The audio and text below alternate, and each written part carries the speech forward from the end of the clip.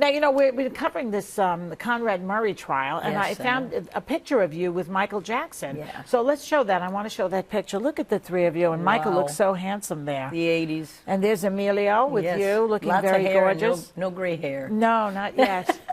So well, tell me about your relationship with him. I didn't really know that you were that friendly with him. Well, I mean, we weren't close friends by any means, but we had many, many times through the years that we were together. We were label mates. Yeah.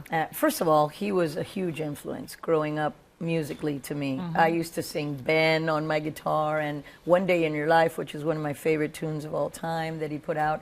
And I was just always listening to when's the next Michael Jackson record going to come out. I was listening for how amazingly, you know, not just the artistry, but the technical side of it. He was always on the cutting edge. And when Quincy Jones did his record his records that blew up, and no one will ever do that again. He was a very sweet guy. But when I look at Michael, I always see a little boy.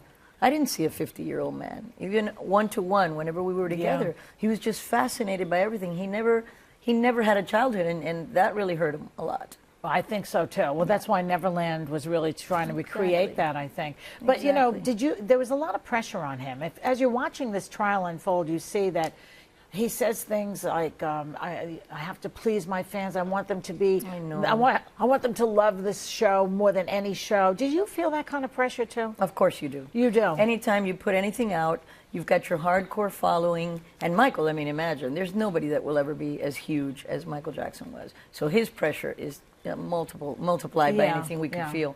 But you want your fans to like what you do because it's coming from your heart and soul. You know, you write it, you produce this thing. It's like a baby, and you want people to love your baby, to think it's pretty, to think it's cute. Yes. And you know, especially for him, who he kept raising the bar and raising the bar and raising the bar, and he, you know, as a spectacle, his shows were phenomenal. So there was a lot of pressure on him for these shows.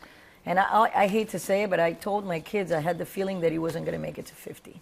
Really? Yes, always, because I just thought that all that pressure was going to cave in on him, and ultimately that's what happened, I think.